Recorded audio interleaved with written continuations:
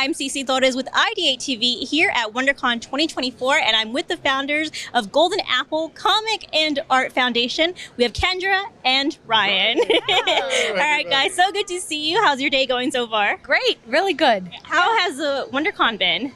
First day. First day has been kind of overwhelming, but in a good way. We haven't even had any of our big signings yet with the creators and celebrities. It's just been people flocking to the booth, wondering what's going on, grabbing all these Simpsons comics that just got donated to us and all these cool items that we have for sale at our shop. So a lot going on. Tell me about your foundation. Just after the lockdown, one of our customers came to us and said, I want to send my comics to the University of Pennsylvania, which was my alma mater.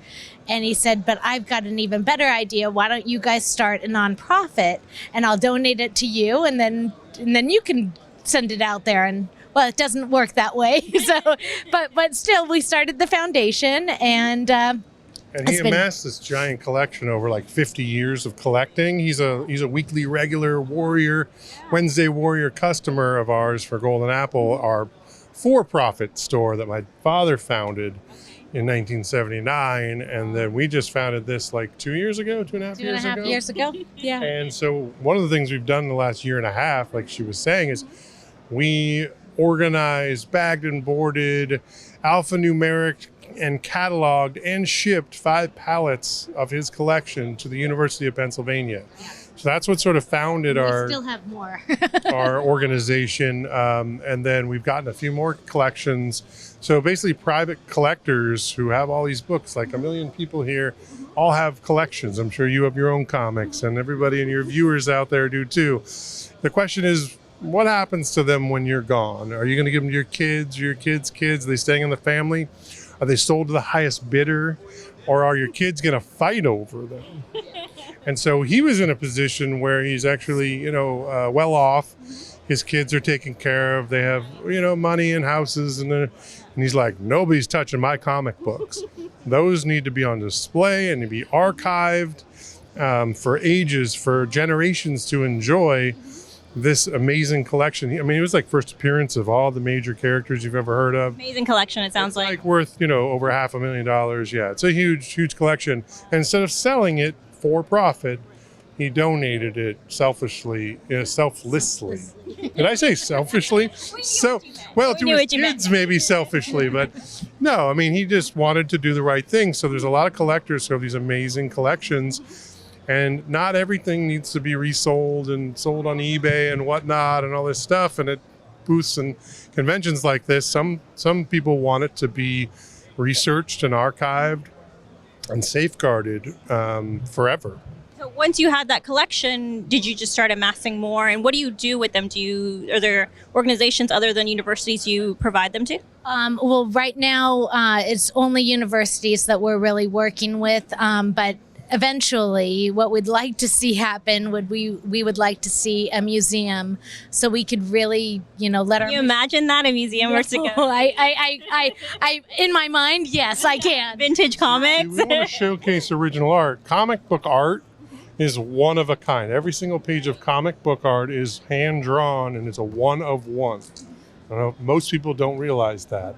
There's only one of these in the whole world, and so we want to showcase them around the world and show people what the real art looks like. You can see the blue lines and the pencils and the inks and the imperfections. And you can see his neck went into the other panel right there and stuff like that.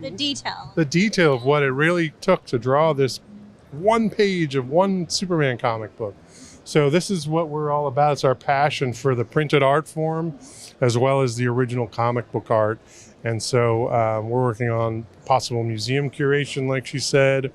We're archiving and working with universities for different collections for people. And then the other thing is, eventually, we're going to get into scholarship programs.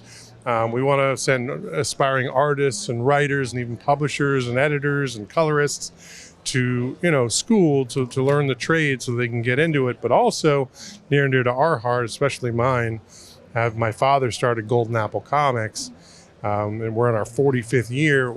there's a lot of comic book stores. Most comic book stores are owned by fans.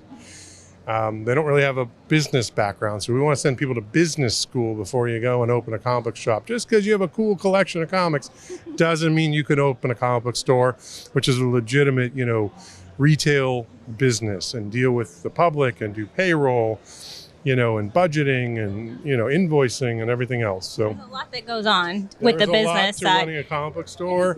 The same way any other business is run, it's just more fun. Yeah. It sounds like a lot more fun. So these are some lofty goals, very lofty goals. Yeah. How are you setting about, how can people help you meet these goals? So right now we're doing events like Wondercon. And fortunately enough, we've gotten people to donate to us books and comics that they want us to use as fundraising.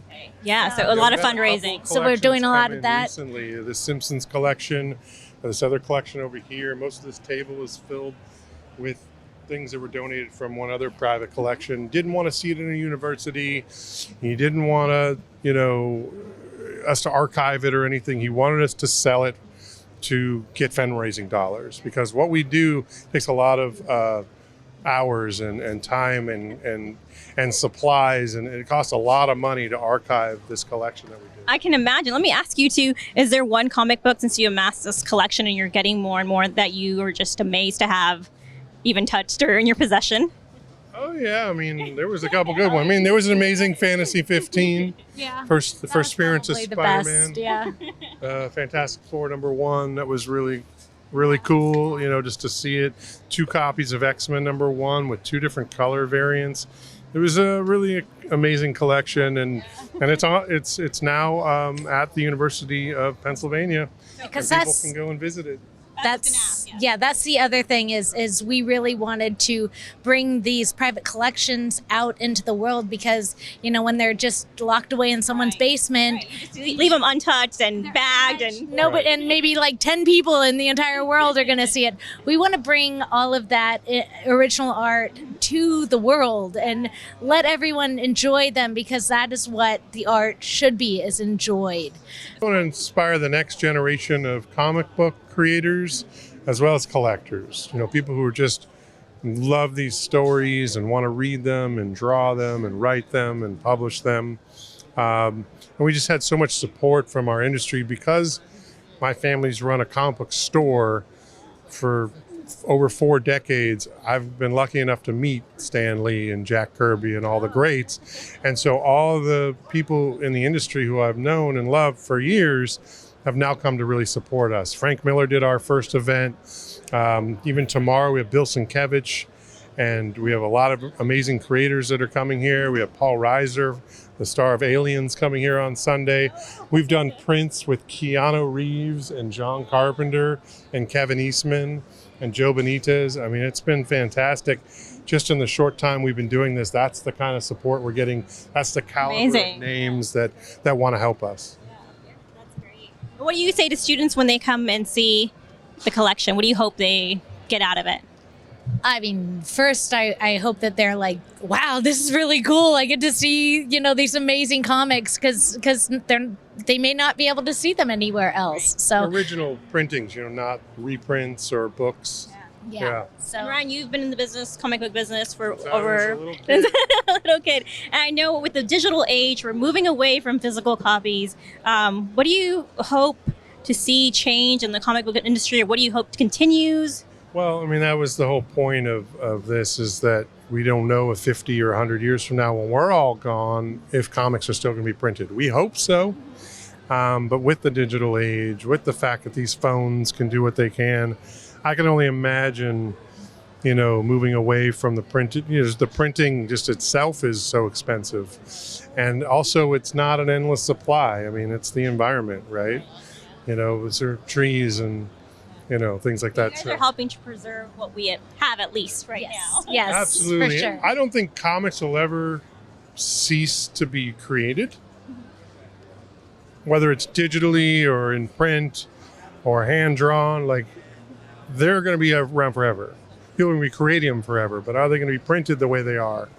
Are the Marvel and DC's going to be around 100 years from now? We don't know. We'll see what happens. We hope so. and we're going to do everything we can to archive and showcase what has happened in the last 80 years, because comics are a pretty new art form. Right. It's amazing work that you're doing. It's kind of the first that I've heard of it, of people really setting out to preserve comic books and save collections. Yeah. That's our mission.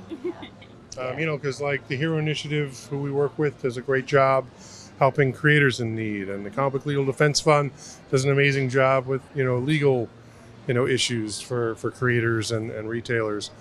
But nobody was looking out for the art form itself, and so we thought, hey, there's a need here, and so it's a thing that we can carry on a legacy of the whole comic industry, not just Golden Apple. Yeah, it's so much bigger than just Golden Apple. Yeah. And it's just it's something that I've always been very philanthropic, and I've always wanted to give back, and this was like the first time that I could really feel like, okay, now I can give back. So that's good to hear. And if they want to help, if people want to help you out, or they have collections, how can they reach you? What can they do? So our email is comicartfoundation@gmail.com, and our website is also www.comicartfoundation.org. And we have cool stuff like this because filmmaker Kevin Smith is one of our associate board members, actually.